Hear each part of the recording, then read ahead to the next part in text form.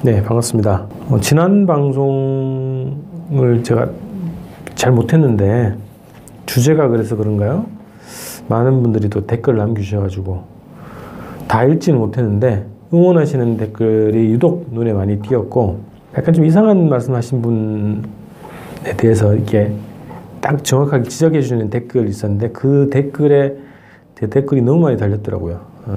그래서 곳곳에서 우리 네티즌 분들께서 여러 가지 시사 문제에 대한 진실을 찾기 위해서 정말 고군분투하시는구나 이런 생각이 들었고, 또 시대가 시대인 만큼 이 한반도 문제에 관해서 굉장히 예민하구나 이런 것을 더욱 느끼게 되는 장면이었습니다.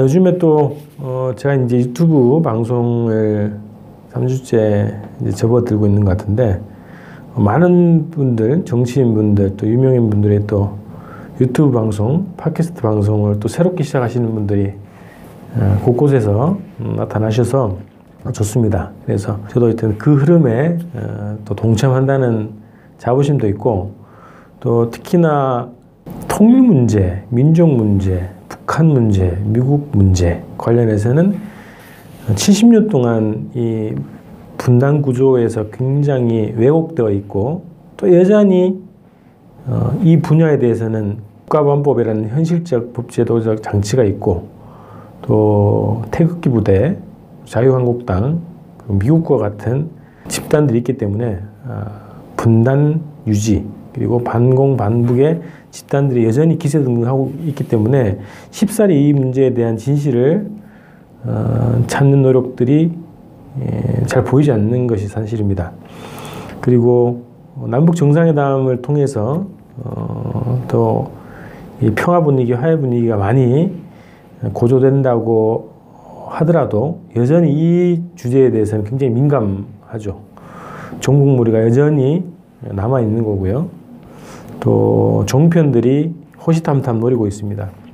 그렇기 때문에 이런 주제에 대해서 굉장히 조심하고 진실을 파헤치는 노력을 의식적으로 못하게 만드는 이런 분위기, 문화, 그런 것도 여전히 존재하고 있습니다. 그래서 많은 분들이 이런 주제에 대해서 굉장히 다양한 댓글을 남겨주신다고 생각을 합니다. 그래서 저는 이 분야를 중심으로 계속 이야기를 해 나갈까 합니다. 원래는 지난주에 제가 말씀드렸던 것처럼 내년도 국방 예산 관련한 몇 가지 좀 주제를 가지고 말씀을 드리려고 했는데, 그거는 주중에 한번 말씀드리는 걸 하고요.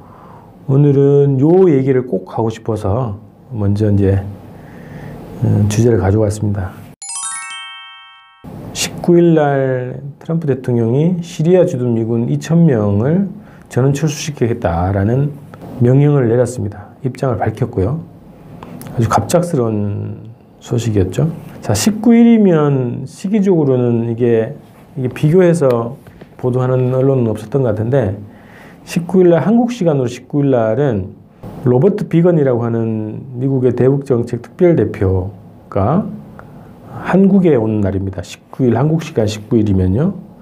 그래서 남북 철도 연결 사업이라든가 그동안 남북이 합의했던 남북 협력 사업에 대해서 검토하고 제어하고 관리하기 위해서 왔죠. 한미 워킹그룹 회의를 하기 위해서 왔던 날인데요. 이렇게 미국 시간으로는 그 다음 날, 아마 19일이죠. 19일 날 시리아 주둔 미군 철수를 발표한 겁니다. 그래서 저는 오늘 이제 시리아 미군 철수가 아주 깊이 있게 말씀드리기보다는 이게 주한미군하고 어떤 관계가 있을까, 이런 주제로 좀 말씀을 해보고 싶은데요.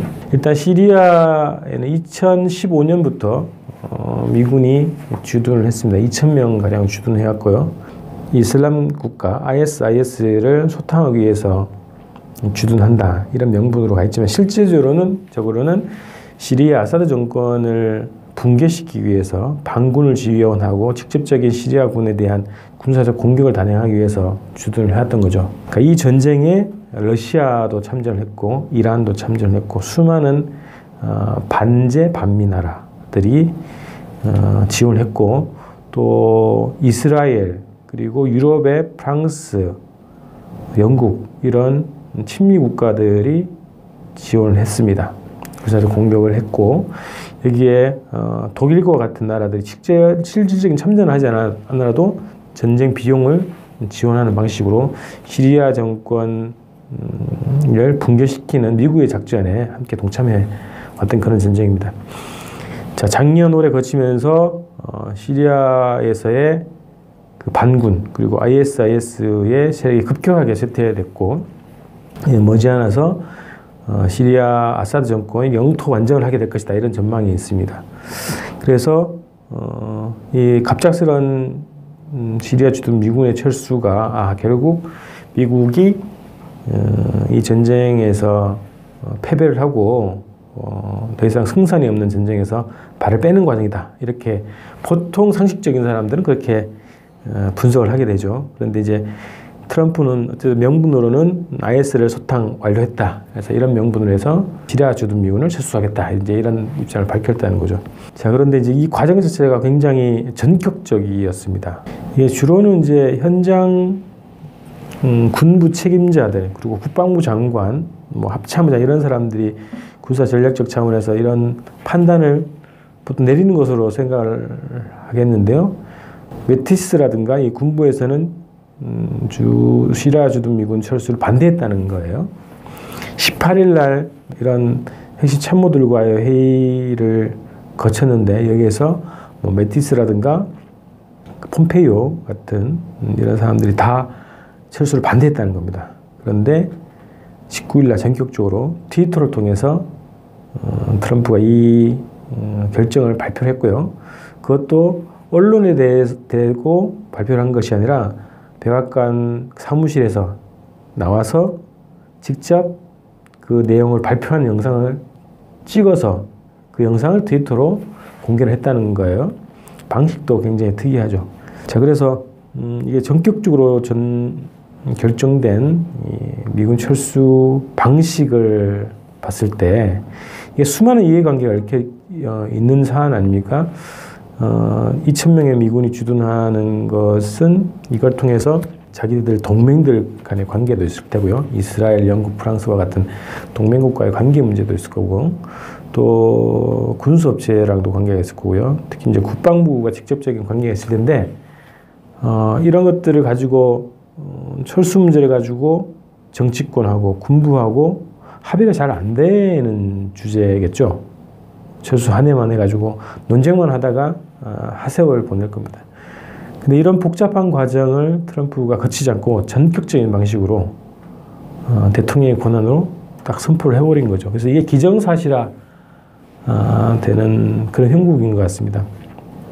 구체적으로 한 30일 정도 시간을 보내면서 철수를 하겠다 이제 이런 것으로 알려지고 있는데요. 30일 안에 어떻게 되는지는 또 구체적으로 봐야 되겠지만 이 시리아 주둔 미군 철수를 하는 방식 자체가 굉장히 특이하고 기존에 볼 수 없었던 그런 방식이고 이런 정책 결정 방식을 놓고 봤을 때 주한미군 주둔 문제와 우리가 연관해서 볼 수밖에 없다 이런 겁니다.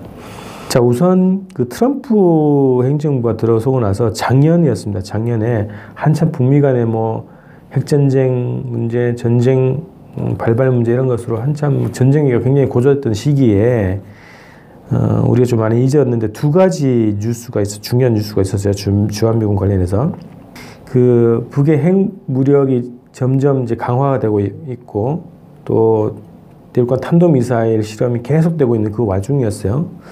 스티브 배넌이라고 하는 전 백악관 수석 전략가였죠. 이 사람은 아주 보수적인 언론사, 인터넷 언론사의 대표였던 사람인데 트럼프 선본에서 전략 책임자 역할을 했던가 봐요. 이 사람이 이제 트럼프가 당선 이후에 백악관 수석 전략가로서 활동했는데 작년 8월 달에 이런 얘기했습니다. 더 아메리칸 프로스펙트라고 하는 잡지가 있답니다. 여기서 인터뷰에서 중국이 북한 핵을 동결시키는 대가로 주한미군을 철수하는 외교적 거래도 고려해야 한다. 그러면서 주한미군 철수를 처음 이제 언급을 한 거예요. 그 전에 이제 트럼프는 대선 기간 동안에 뭐 해외 주둔 미군을 철수하겠다는 이런 입장을 계속 밝혔지만 미국 트럼프 행정부의 관료 출신이 이런 얘기를 처음 이제 꺼낸 겁니다. 자, 여기서 두 가지죠. 북한 핵을 폐기가 아니라 북한 핵을 동결시키는 대가로 중국과의 외교 거래에서 주한미군 철수한다는 그 카드를 던지자, 이런 얘기를 하는 겁니다.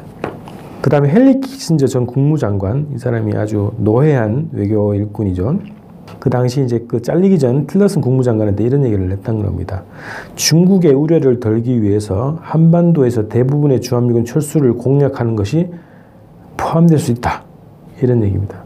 자, 키신저라고 하면은 1972년도 중국과의 정상회담 이 과정에서 물밑 작업을 했던 아주 오래된 외교 일꾼입니다. 자, 그리고 이 사람은 또 73년도 베트남과 평화협정 체결하는데 또 핵심 역할을 했던 그런 사람입니다.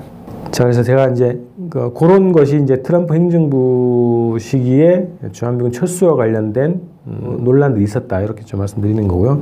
대만에서 미군이 철수하는 과정을 제가 오늘 이 내용 준비하면서 좀 봤는데요. 비슷합니다. 그 내용 잠깐 소개해드리면 79년에 대만에 전진 주둔 미군이 철수를 했는데요.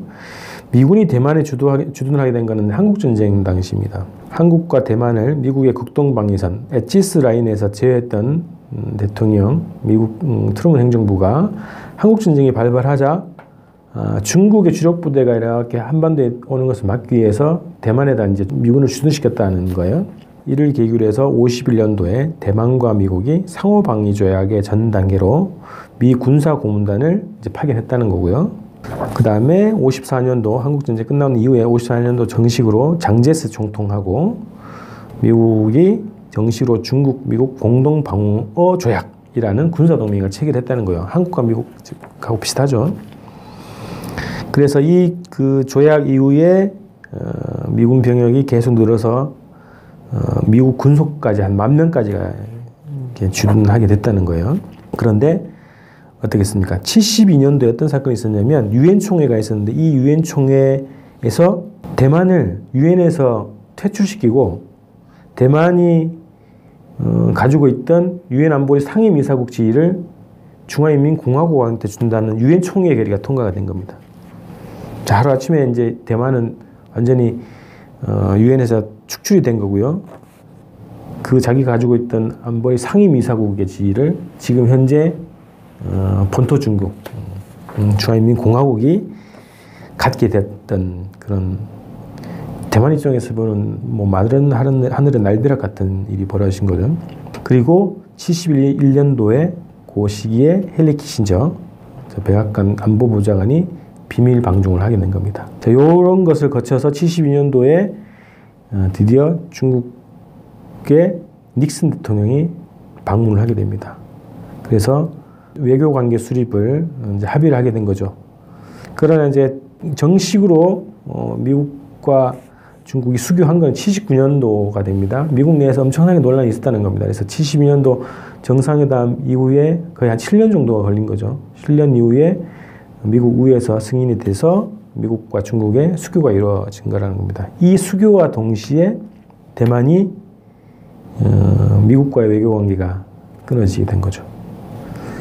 자, 이때 키신저가 했던 얘기는 뭐냐면 키신저가 비밀 방중을 해서 주로 주운내 총리랑 협상을 했다는 겁니다. 주운내 중국이 아주 유명하고 칭송받는 그런 일꾼이죠. 주운내 총리랑 협상을 했는데 중국과 미국의 외교관계 정상화를 위한 협상을 했는데 중국은 계속 그 얘기를 했다는 겁니다. 대만 주둔 미군을 철수해라. 그리고 대만과 미국이 맺고 있는 공동방어조약을 철회해라. 이런 요구를 계속했다는 겁니다. 근데 그것을 결국 미국이 수용을 하게 되고 중국과 미국의 정식적인 외교관계가 수립됐다는 거예요. 자, 요 시기가 언제냐면 중국이 핵과 미사일을 개발한 이후라는 겁니다. 중국이 원자폭탄 실험에 성공한 것이 1964년도입니다. 그 다음에 수소탄을 개발한 것이 1967년도. 그리고 대륙간 탄도미사일인 동풍-5, 이 첫 번째 시험 발사에 성공한 것이 1971년. 대륙간 탄도미사일 딱 성공하자마자 바로 유엔 총회에서 안보리 상임이사국이 됐네요. 중국의 군사력이 확보가 되는 이런 흐름과 유엔에서의 안보리 상임이사국 지위가 확보된 거하고 그리고 중국과 미국의 외교 관계가 수립되는 거하고 그리고 대만과 미국이 관계를 단절하는 이 흐름이 같은 흐름에 들어간다는 겁니다. 자, 그래서 이거를 보면 무슨 생각을 하게 될까요? 그러니까 대만과 미국 간의 그런 동맹 관계가 하루아침에 이렇게 무산이 되는 거죠. 그러니까 대만하고 비슷하게 한국 정부와 미국 정부의 관계도 우리가 비슷하다고 볼 수 있겠습니다. 자, 한미 간에 주둔 미군이 있죠. 또 한미 상호방위 조약이 체결되어 있죠. 대만에서 주둔 미군이 철수하는 과정, 그리고 외교 관계를 단절하는 과정, 그리고 조약을 상호방위 조약을 종료시키는 과정을 봤을 때 우리도 주한미군 관련한 향후에 어떻게 될지를 좀 참고해 볼 만한 하다는 겁니다. 여기서 또 하나 주목해야 될 것은 미국이라는 존재입니다.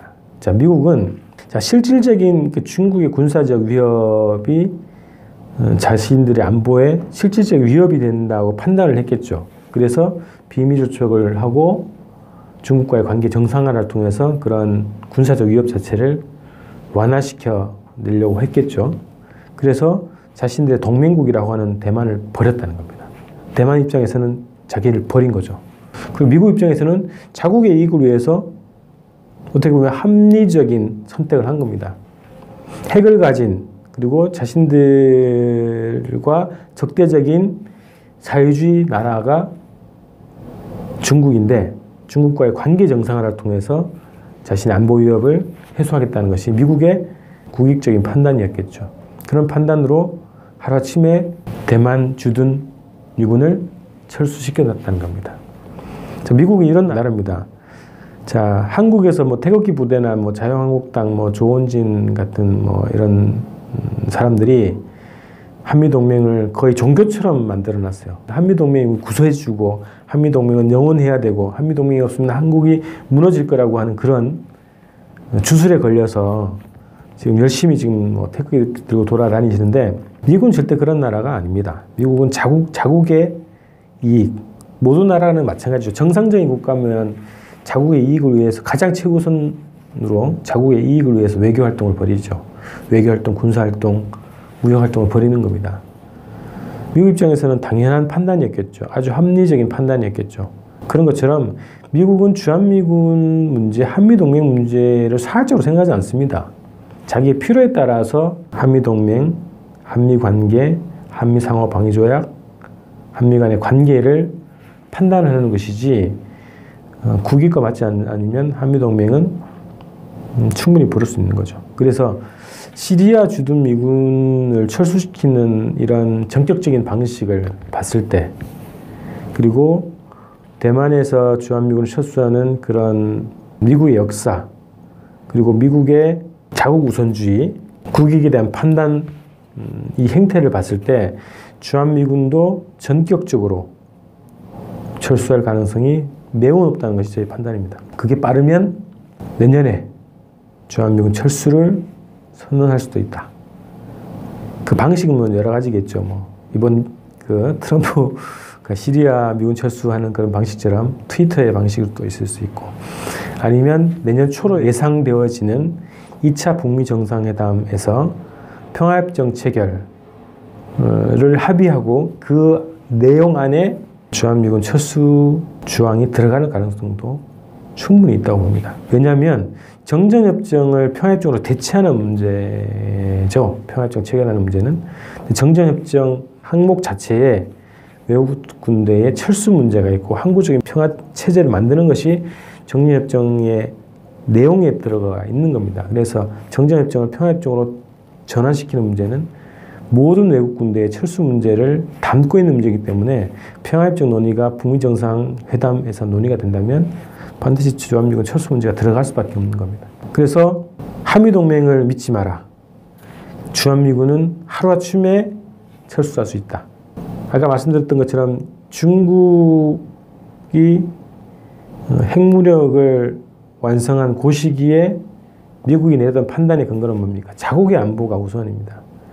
자, 지금 작년 올해 거치면서 북이 핵무력 완성 이후에 미국의 첫 번째 외교 목표, 대북 외교 첫 번째 목적은 트럼프도 얘기하고 폼페오 국무장관도 얘기합니다. 북으로부터의 군사적 위협을 종결시키는 것이 대북외교의 첫 번째 목표라고 했습니다. 자국의 안보를 지키는 것, 북으로부터의 안보 위협을 해소하는 것이 자신들의 첫 번째 목적이라고 했습니다. 북미 대화의 첫 번째 목적이라고 얘기했습니다. 비슷하죠. 아까 중국을 대하는 그런 미국 태도와 비슷하죠. 그래서 반드시 주한미군 철수 문제가 트럼프 행정부 임기 안에 시작이 될 가능성이 굉장히 높다. 그래서 저는 그것이 첫 시작이 내년일 가능성이, 그리고 그것도 북미 2차 정상회담을 거치면서 혹은 2차 회담의 합의 내용에 그런 것이 들어갈 가능성이 매우 높다고 봅니다. 앞으로 주한미군 문제와 관련해서는 계속 수시로 이제 말씀드릴 텐데요. 자, 미국은 자국 이익을 최우선으로 하는 나라다. 한미동맹에 목매지 않는다. 한미동맹을 신격화하고 있는 이 수구 세력들의 바램대로 미국은 그렇게 정책을 결정하지 않는다. 이런 말씀을 좀 드리고요. 그래서 주한미군 없는 한반도, 주한미군 철수 이후에 한국의 외교정책, 군사정책, 안보정책을 어떻게 할 것인가를 지금부터 우리가 준비를 해야 된다. 이런 말씀을 좀 드리겠습니다. 앞으로 이런 주제는 계속 좀 이어가도록 하겠습니다.